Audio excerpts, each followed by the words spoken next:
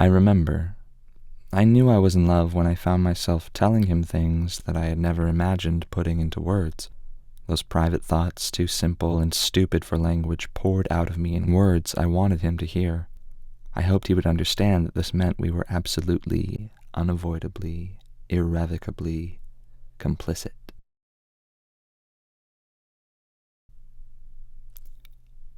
When Stan Brackage's film of his wife giving birth came out, a critic said the movie was blasphemous.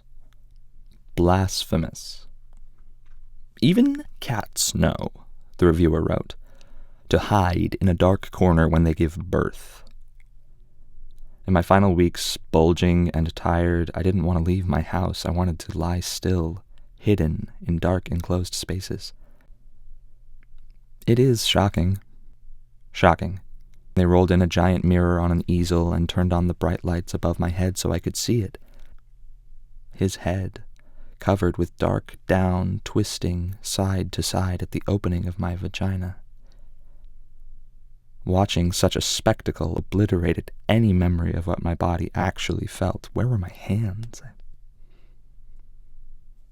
I didn't know where anyone else was standing, near me or far away, or my heart or breath. Just watching, his emergence stretching me out, and I bore down with my ass and pushed this creature out of myself. I remember it not in my body, but in CinemaScope, and without consciously calling it down, I can't help but replay it in my mind's eye for months.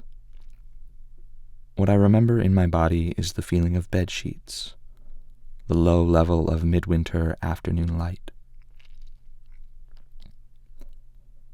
Those first few weeks, every day when the sun began to set, I would retire to the bedroom and prepare for the intimate night inside, teaching circadian rhythms to a larval being, teaching that night is night.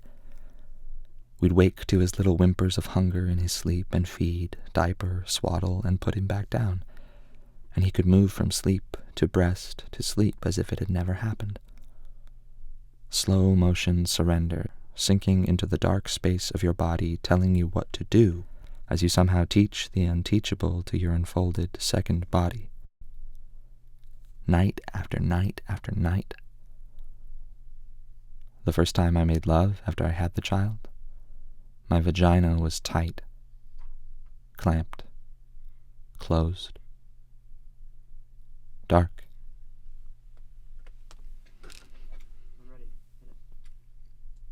This is true. I often imagine that someday, in my dotage, I will be sent to the cliffs with the other irrelevant women, left among bleached skulls and scorpions, allowed to decide, either to jump or be desiccated and dried out by the desert sun. Having no validity in human society, I will instead be food, left for the vultures, my skeleton lying out among the rocks and the weeds.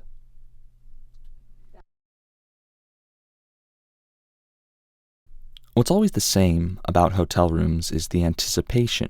You walk in and there's a closet on one side and a bathroom on the other, and the feeling of anticipation when you flip on the light, but then it's just another room. What can I do here, I think, but it's always the same. Watch TV, masturbate, judge the toiletries, look at the window that may not open. What's the same about the middle of the night feeding is the tug, and suck of the sleeping mouth on my nipple. If I didn't stop it, it could go on for an hour, and sometimes it does if I drift in and out of sleep. And then I wake up and panic before I remember that yes, I got up and walked to the crib and put his heavy little body back down and raised the rail and walked back to bed. Being a woman.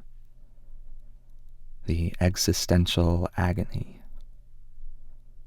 The limits of your body, the role embedded in your body. It doesn't end because you have a child and fulfill the role. What's always the same about making something is the knowledge that I'm a total fraud. I read once that women are better singers, better dancers, but fewer women are truly great. Women create a higher middle, a denser and better mediocrity. They fill the ranks of the good. But only men can fill the ranks of the great. When I sing to him, I always feel that I was never able to be a great singer, but I'm a good enough singer to sing for him. I'm a good enough dancer to dance for him. All those years of training, sweat and agony and misery were secretly training me for motherhood.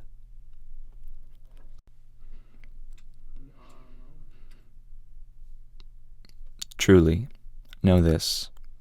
If you make me an offer, I will almost certainly say yes. I am so desperate for any offer, I will say yes. I am profoundly available.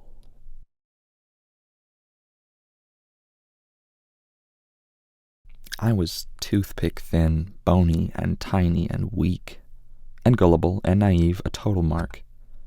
I just thought I'd always be that way. My best friend would twist the skin on my wrist into an Indian burn, and I could never break out of the steel of her grasp. She had physical cerebral palsy and was always in some stage of intense and bizarre medical treatment. She had an operation to make her legs the same length. For a year, she wore glasses where the right lens was replaced by a complex prism obscuring all vision. She was angry and manipulative, and I was the one person weak enough for her to bully. I had no means with which to protect myself except words and ideas and the manipulation of both in a precocious way that allowed me the grand delusion that I actually knew how the adult world worked. I wrapped that illusion around me as a cloak of protection while passing through what I knew was the temporary realm of childhood, on my path to what I knew would be adult greatness. I don't know how I met Skye. I remember her blonde hair and blue eyes and rosebud mouth. We were 6 or 7, or no, even earlier, 4 or 5. And I remember being in my bedroom and her making the Barbie dolls have sex, and we'd play out little sex games. I remember spending the night at her place with her divorced dad. His friends came over and we watched a brand new VHS copy of Romancing the Stone. And there's that scene where Michael Douglas and Kathleen Turner, after a stretch in the Colombian jungle, find their way to a town and take a shower and put on clean villager clothes, white embroidered linen or something. And it's the big romantic scene, and this woman, was she the divorced dad's girlfriend? And I joked about how he looked better covered in mud. Years later, she called me from her mother's in Florida. It turned out her father had been raping her for years. She was finally old enough to know to tell. She was calling to see if he had ever molested me on those nights when I stayed over. I don't think he did. I think I would have remembered. No one protected me, except once. I would walk to the end of the block when I was little, skipping over cracks to the yard on the corner with the big, fluffy, white dog. One day I seem to recall looking around the dog's body and seeing a rattlesnake on the lawn, coiled, facing me, neck flared, fangs bared. I felt paralyzed with shock. There's a gap in my memory, so I don't know what happened next, but what I remember next was blood on the side of the white dog while the snake slithered away. I cannot be the only person who remembers this. We didn't get any Playboy Channel stuff growing up, but on the TV, the ghost of the Playboy Channel would be hidden behind a mess of television snow and bizarre colors, and every once in a while the snow would focus for a few seconds.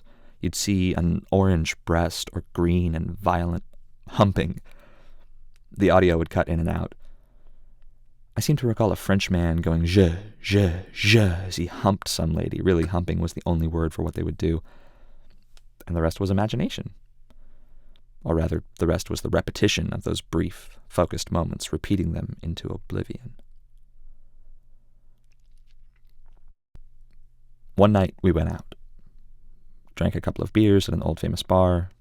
Left. Walked on the street down a dark, abandoned alleyway. Paused under scaffolding. He pushed me against a brick wall and we began kissing, fumbling, groping. I touched him through his jeans and I gasped out, "Jesus!" That's all I said, but I couldn't touch it without saying, "Jesus!" And when he reached under my dress, pushed my panties aside, and touched me, and felt that I had shaved myself, he immediately knelt down and went under my skirt and pushed his mouth against me.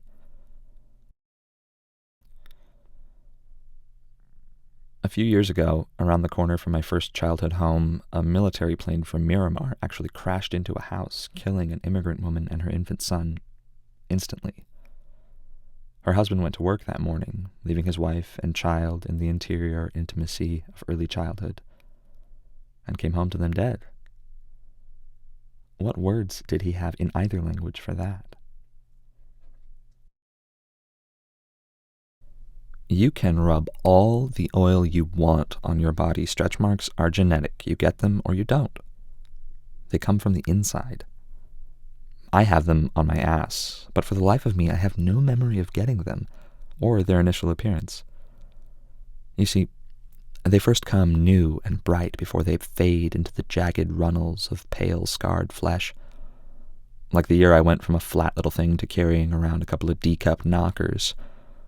I remember the marks aggressively tracing my expansion forward, voluminously into womanhood. But I can't remember that happening to my ass. I spent my pregnancy in a terrible anxiety over getting stretch marks and had a bizarre pride in not having had them. I felt relief, truly humble, almost religious gratitude. It's just strange when your body brings veins to the surface. Varicose veins, the weight of the baby resting on arteries, forcing the black and dark purple marks to pop out of my thighs, filled me with dread. Later, when I fed him, his suckling of milk pulled branched blue veins to the tops of my breasts, over my lungs, under my collarbones, just under the skin, so I looked like a model of the human circulatory system.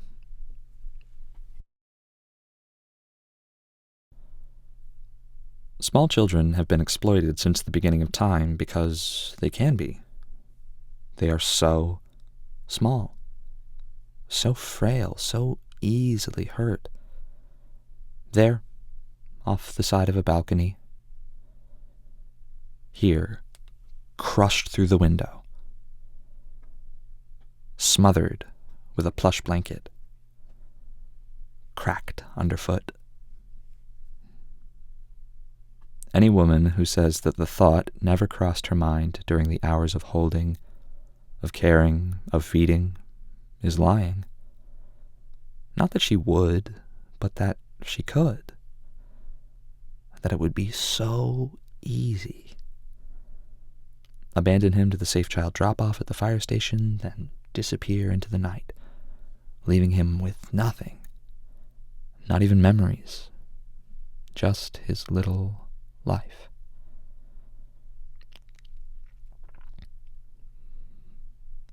He fights sleep.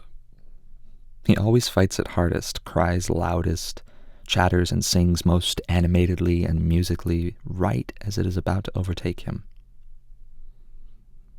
He no longer needs to be rocked. In fact, he is too alert to be rocked to sleep. The physical contact, the adult point of view, it's too much for him.